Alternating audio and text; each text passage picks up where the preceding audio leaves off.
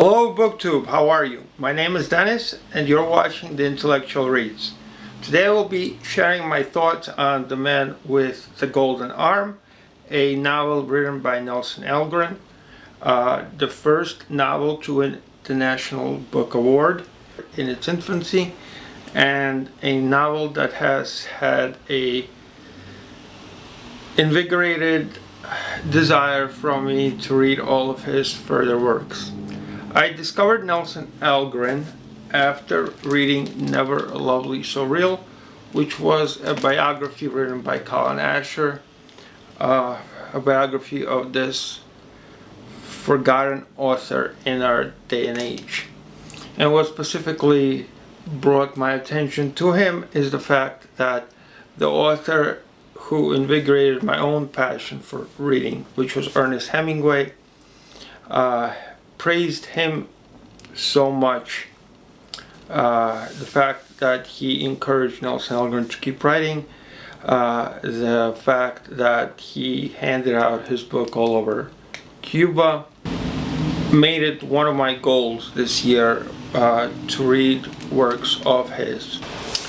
Therefore, the first work that I was able to find in the library, as I am also kind of doing the read your own books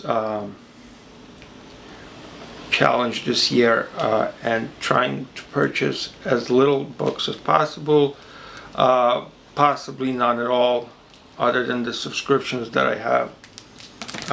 I discovered this piece of work, which was The Man with the Golden Arm, as I mentioned before.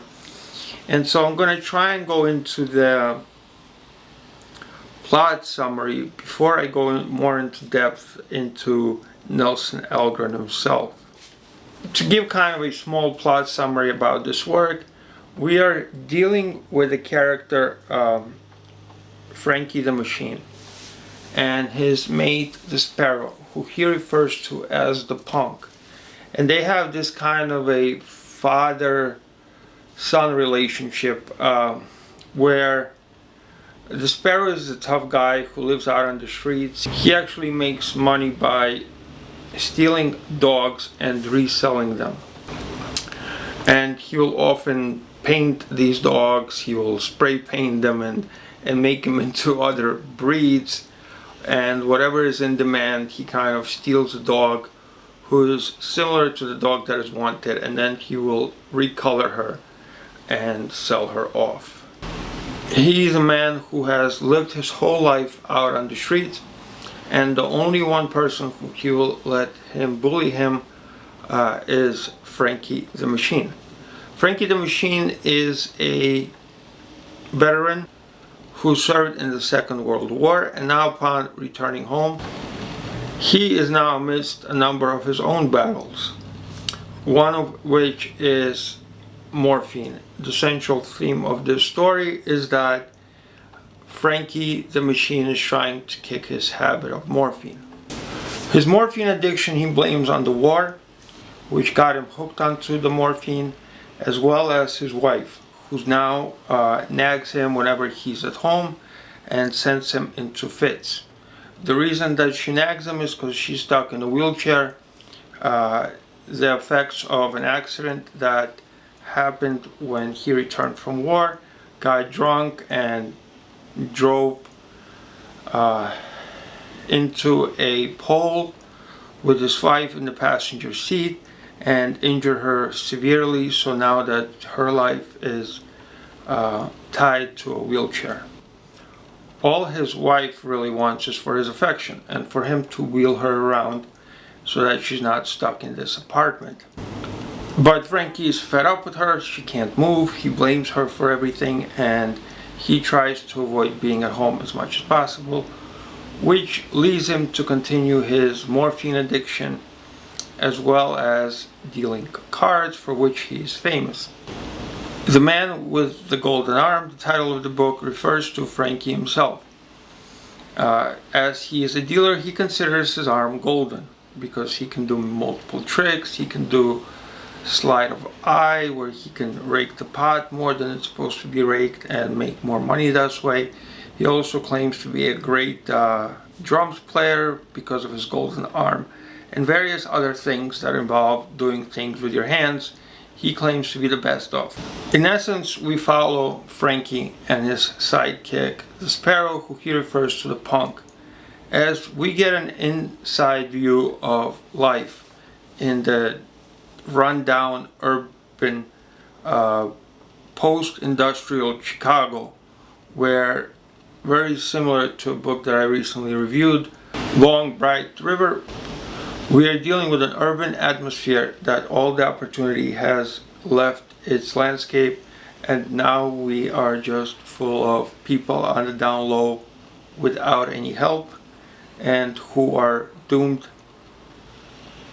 without opportunity, without power, without all of the necessary things in life to advance one's career and advance one's position in this world. Nelson Algren was always thought to be a writer of the poor, a writer of the displaced, a writer of the prejudiced against people. And he never left Chicago himself until later on in life. And he always stuck true to his people, depicting them in the forms that they really were at, which often bugged people the wrong way across all types of avenues. For example, the people that he portrayed here lashed out against him because they not only did they not want to be portrayed in this way, but there was also a avenue of denying it because you didn't want to face the real, so to speak. And if they said that, and if these communities owned up to the way they were portrayed, perhaps it would make them more desperate, and they didn't want to see the world looking down upon them. As well as you have the kind of the high-end society, the New Yorker magazine, the Life magazine, the Time magazine, all these magazines that thought they had made Algren a grand writer because of their articles and their praise of him, and yet he's still writing about these slums, which they thought was a slap in the face to them. He's kind of, in a way, rejecting them, lifting him up. Instead, he still focuses on topics of neglect, of leaving behind humanity. He blamed the elite for not doing their job to free these people from the harsh conditions. He put a lot of responsibility on the police. He put a lot of responsibility on everybody. And the major theme within this work is that every person is part of the whole. So whether you're on top, a person in jail who has committed double murder or whatever he has committed, it is just as much your responsibility to fix him rather than condemn him. Because if you condemn people, at the end of the day, there's a big realization that you are part of the condemned. The people that you are condemning on a consistent basis through the news are the same people that are a part of you.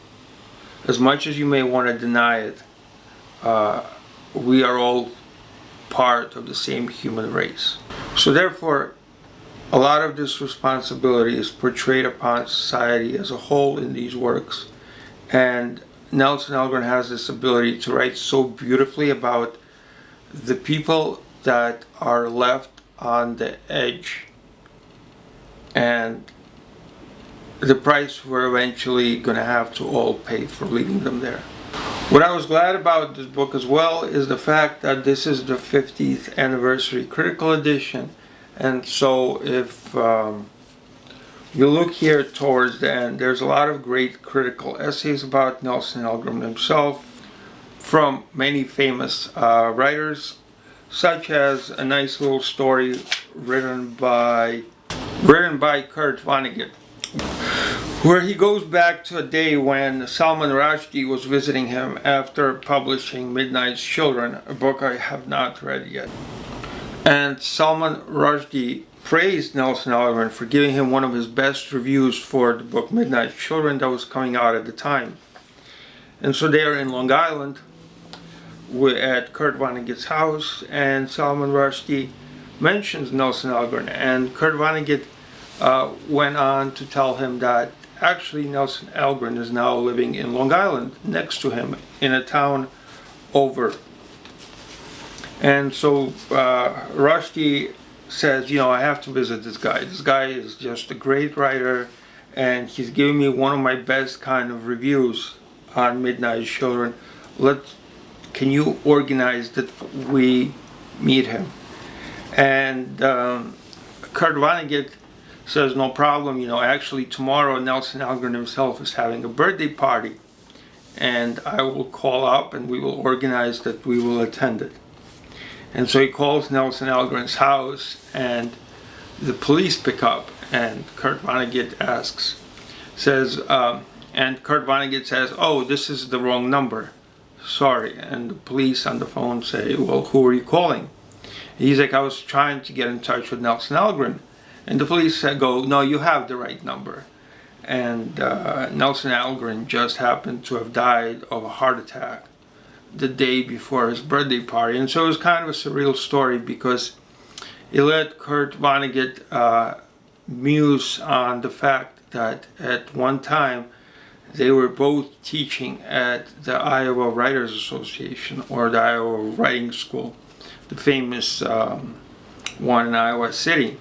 And he went and described some of the instances, and the fact that Nelson Algren only taught one book, and he taught it for the whole semester, and that one book that fascinated him most, and the one book he went really, really deep on, was Truman Capote's In Cold Blood. So besides, you know, at the end of this book here in the critical edition, you also get other writers, what they took away from this book. You get a lot of praising, little essays on him about different parts of the book, about humor, the role that humor plays in here, about the city landscape, about the characters, about the hidden themes within the book, as well as you also get Nelson Algren's letter here, where he discusses his concept of putting this book together and what he believes literature is supposed to attain. I will say though that in the end, the reference to how much Hemingway praised him got a little old, got a little tiresome. It seemed like a crutch that all the essayists and various writers were relying on to give respect to Nelson Algren himself. But it is kind of really sad for me that this author is forgotten, because I have been invigorated by this book. I will tell you one thing, there's not one boring part of this book. You know how you usually start a book and in the beginning it feels great and there's excitement, and then you have to kind of choke through the middle before getting to the end? It never felt like I was chugging through any part of this book. There's so many interesting characters here. There's a study of a city, of an industrial city kind of deteriorating. As I mentioned before, I think this book, if you're really interested in humanity and seeing inner urban cities and the difficulty they go through, this kind of book also reminded me of in the essays of the Schizophrenic, the book that I mentioned on my top 5 books. The idea of like how we see a schizophrenic and we avoid him on the street, when in reality our first instance should be to help him. You kind of feel the same way about these communities, you know. It brings back memories of as a kid when we would drive in a car and my mom would, or my dad even, or anybody would, as soon as you passed a bad neighborhood, which at the time was Harlem, you know, they would instinctively have this idea of to check the locks in the car to see that all the doors were locked. And that was only in the 80s. This book takes place in the 50s after returning from war, so I could imagine the climate being that much more heightened. Overall, you're going to deal with a lot of addiction here, a lot of interesting characters. Even a dog who's addicted to beer and who has to get weaned off beer through coffee. There's so much humor in here. Every paragraph is written like a poet. I mean, I can't really praise this book enough.